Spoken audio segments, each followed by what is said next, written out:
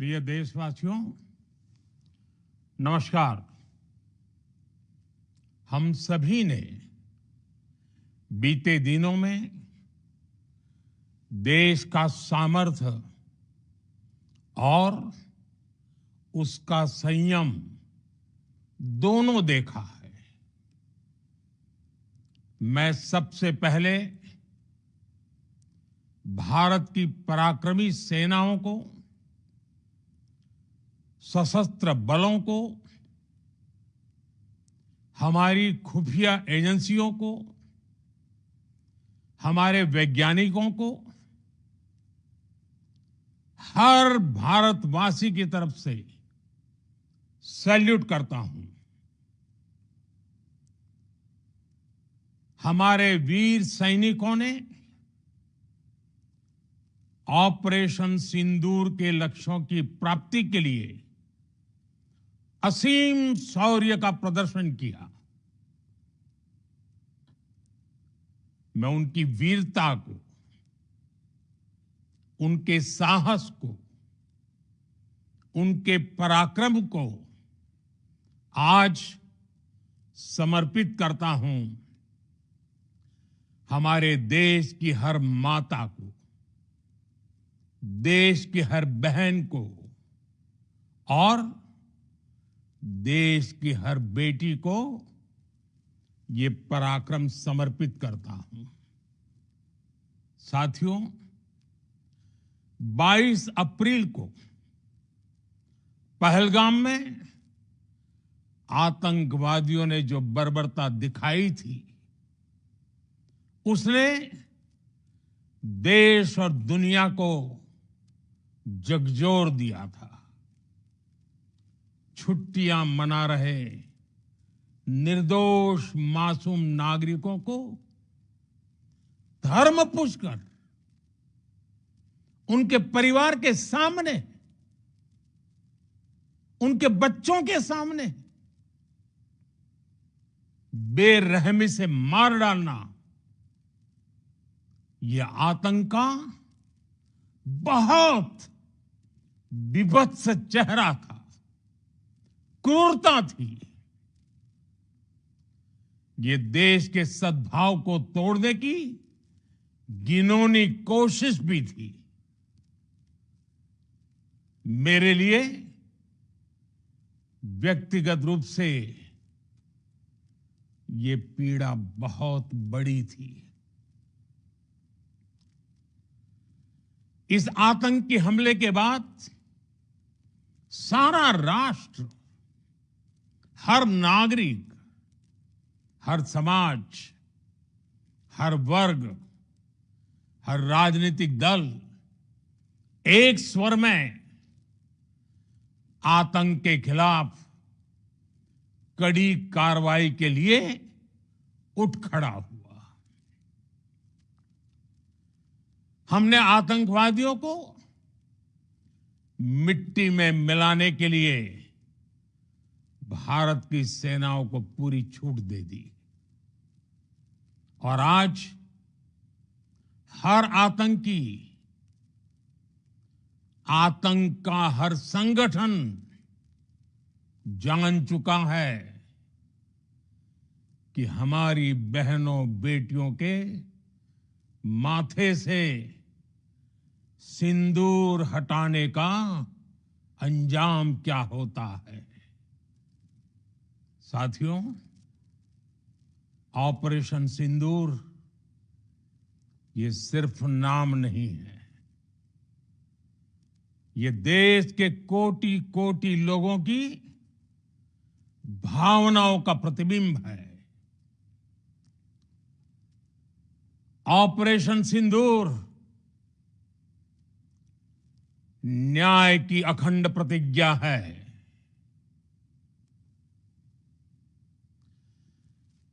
6 मई की देर रात, 7 मई की सुबह पूरी दुनिया ने इस प्रतिज्ञा को परिणाम में बदलते देखा है। भारत की सेनाओं ने पाकिस्तान में आतंक के ठिकानों पर, उनके ट्रेनिंग सेंटर्स पर सटीक प्रहार किया। आतंकियों ने सपने में भी नहीं सोचा था कि भारत इतना बड़ा फैसला ले सकता है। लेकिन जब देश एकजुट होता है, नेशन फर्स्ट की भावना से भरा होता है, राष्ट्र सर्वोपरि होता है, तो फौलादी फैसले लिए जाते हैं, परिणाम लाकर दिखाए जाते हैं। जब पाकिस्तान में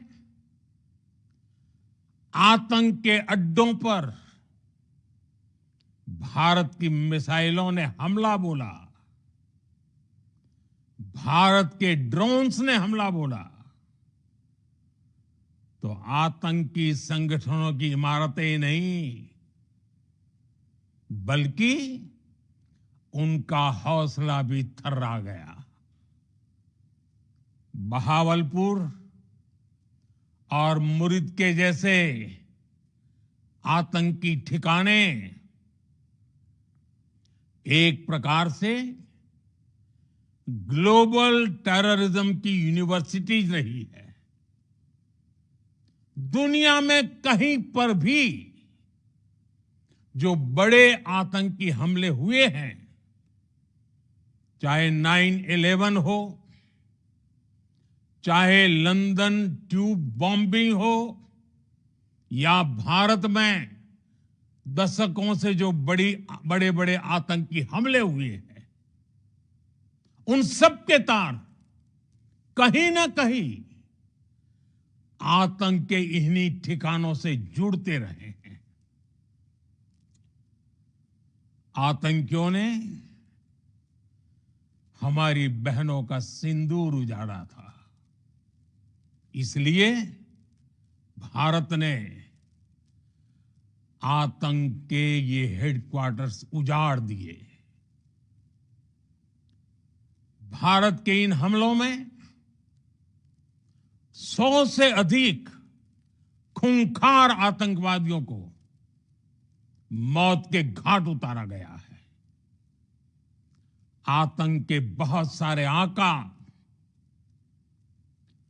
बीते 2.5-3 दशकों से खुलेआम पाकिस्तान में घूम रहे थे, जो भारत के खिलाफ साजिशें करते थे। उन्हें भारत ने एक झटके में खत्म कर दिया। साथियों, भारत की इस कार्रवाई से पाकिस्तान घोर निराशा में गिर गया था, हताशा में गिर गया था, बौखला गया था। और इसी बौखलाहट में उसने एक और दुस्साहस किया। आतंक पर भारत की कार्रवाई का साथ देने के बजाय पाकिस्तान ने भारत पर ही हमला करना शुरू कर दिया। पाकिस्तान ने हमारे स्कूलों, कॉलेजों को, गुरुद्वारों को, मंदिरों को, सामान्य नागरिकों के घरों को निशाना बनाया। पाकिस्तान ने हमारे सैन्य ठिकानों को निशाना बनाया। लेकिन इसमें भी पाकिस्तान खुद बेनकाब हो गया। दुनिया ने देखा कि कैसे पाकिस्तान के ड्रोन्स, पाकिस्तान की मिसाइलें भारत के सामने तिनके की तरह बिखर गई। भारत के सशक्त एयर डिफेंस सिस्टम ने उन्हें आसमान में ही नष्ट कर दिया। पाकिस्तान की तैयारी सीमा पर वार की थी, लेकिन भारत ने पाकिस्तान के सीने पर वार कर दिया। भारत के ड्रोन्स, भारत की मिसाइलों ने सटीकता के साथ हमला किया। पाकिस्तानी वायुसेना के उन एयरबेस को नुकसान पहुंचाया, जिस पर पाकिस्तान को बहुत घमंड था।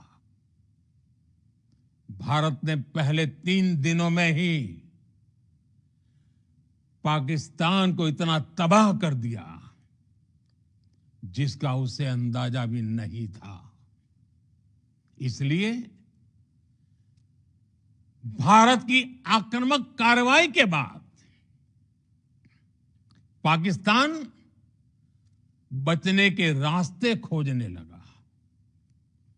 पाकिस्तान दुनिया भर में तनाव कम करने के लिए गुहार लगा रहा था, और बुरी तरह पीटने के बाद इसी मजबूरी में 10 मई की दोपहर को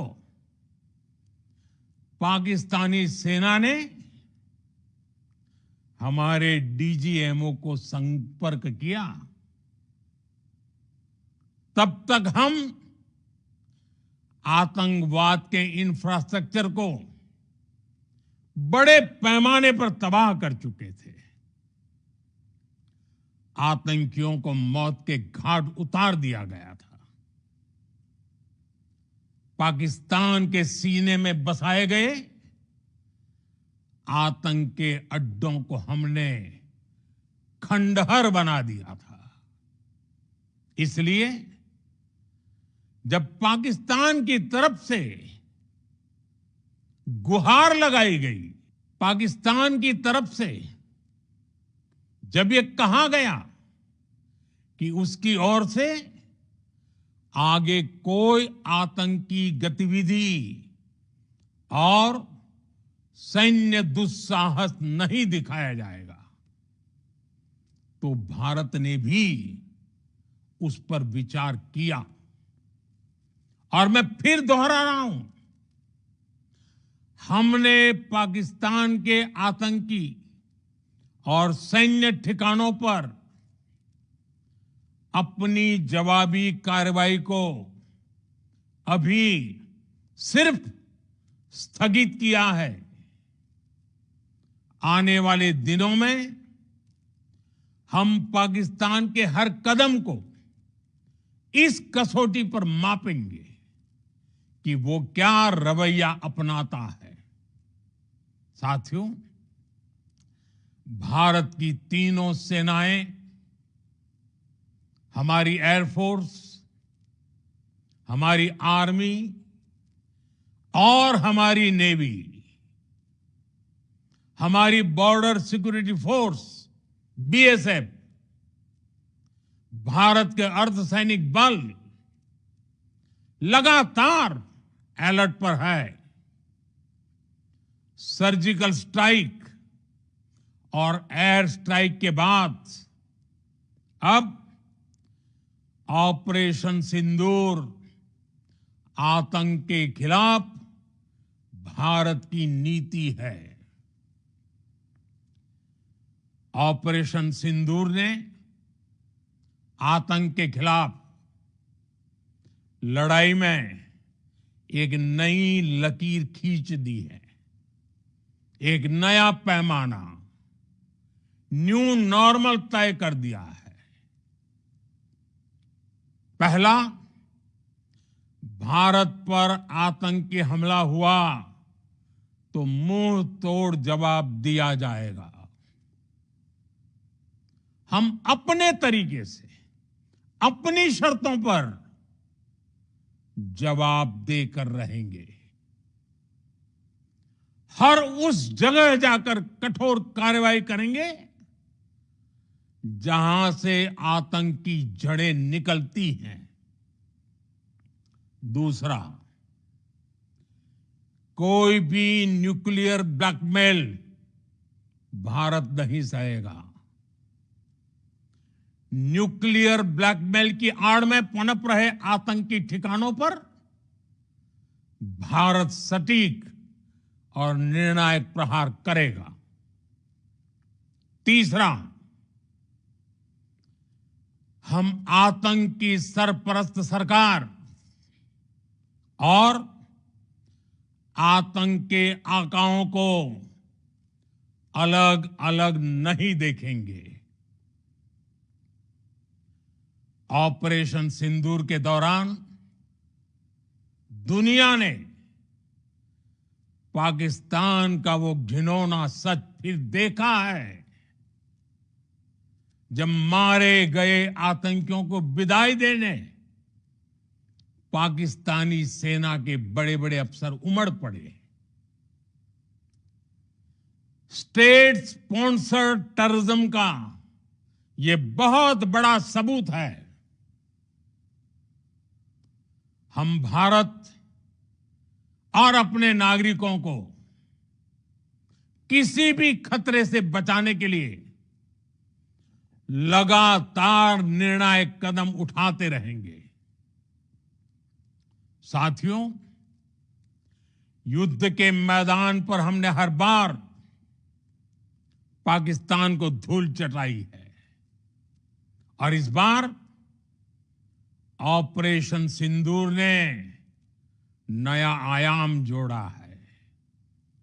हमने रेगिस्तानों और पहाड़ों में अपनी क्षमता का शानदार प्रदर्शन किया और साथ ही न्यू एज वॉरफेयर में भी अपनी श्रेष्ठता सिद्ध की। इस ऑपरेशन के दौरान